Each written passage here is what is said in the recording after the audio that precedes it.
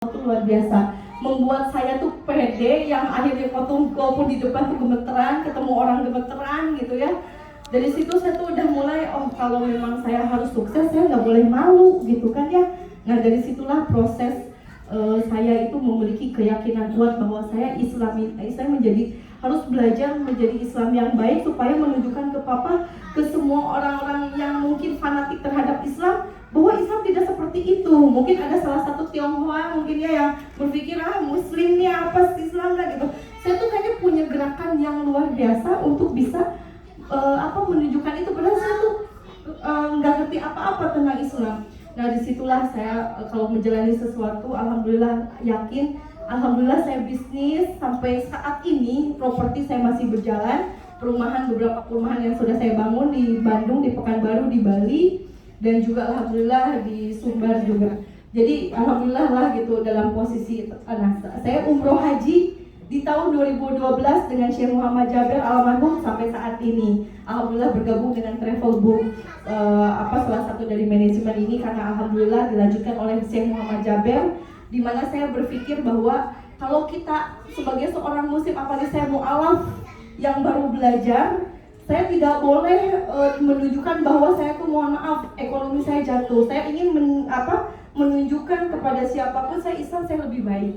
Karena ini bagi saya syiar, bagi saya tuh adalah penunjukan bahwa Islam tuh prestis loh. Islam tuh punya harkat dan martabat mungkin di minimum di lingkungan keluarga saya gitu, yang menyepelekan yang bukan kamu susah kan hidupnya gitu. Saya nggak mau gitu. Akhirnya saya tuh dari situ, saya tuh alhamdulillah ya termasuk salah satu pekerja keras mungkin ya, karena alhamdulillah saya juga bisa menyekolahkan adik-adik saya sampai kuliah, tiga-tiganya laki-laki.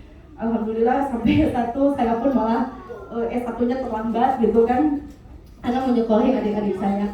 Nah disitulah mungkin jiwa keinginan saya untuk berbagi, berterima kasih kepada Allah sudah tertanam dari saya diusir tadi. Saya harus berdiri sendiri sampai saya menemukan usaha-usaha, ini dipersingkat ya, menemukan usaha-usaha yang dimana saya menemukan orang-orang baik yang mau bantu saya ketemu relasi ini, investor ini. Setiap ketemu orang pasti aja Allah tuh mau aja mensinergikan, menjembatani untuk membantu saya secara bisnis. Nah alhamdulillah kalau kita menebar kebaikan kepada orang lain, kita berniat baik bertemu dengan orang karena lillahi ta'ala ingin saling membantu, bukan karena ingin dibantu. Kebalik ya Bu ya, kalau kita mau ketemu orang itu hanya berniat dari awal tuh udah ini pasti prospek nih, duit nih, apa segala macam, itu mohon maaf ya Bu ya, mungkin keberhasilan ibu 10%.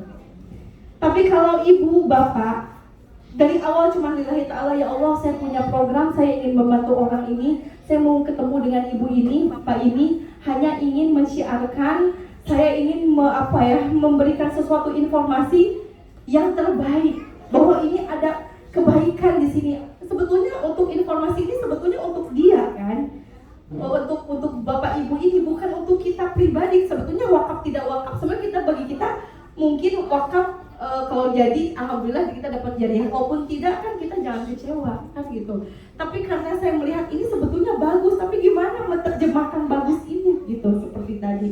Nah dari situlah saya juga punya keyakinan bahwa setiap apa yang kita sampaikan itu tergantung dari diri kita sendiri. Kita yakin tidak? Kalau kita tidak yakin, bagaimana kita mau meyakinkan orang lain? Itu aja. Tapi kalau niat Bapak Ibu seperti saya tadi, seperti keyakinan saya sebagai mu'alaf tadi, tantangan saya tuh orang tua loh, luar biasa. Tapi saya karena keyakinan tadi, saya bisa, saya mampu, saya akan menunjukkan ke Papa bahwa saya itu Islam lebih baik dan saya bisa membantu orang banyak.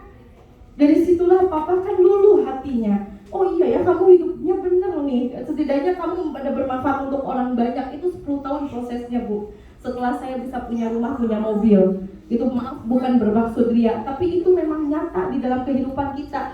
Apa-apa tuh dilihat dari sisi nominal, penampilan, semua kekayaan, betul nggak? Tapi kalau mencapai itu semua harus nunggu berapa lama? Terus bagaimana kita untuk mencapai itu semua kalau kita tidak bergerak sama sekali? Gitu. Nah dari sinilah saya mulai berpikir bahwa Bapak Ibu di sini punya dan mampu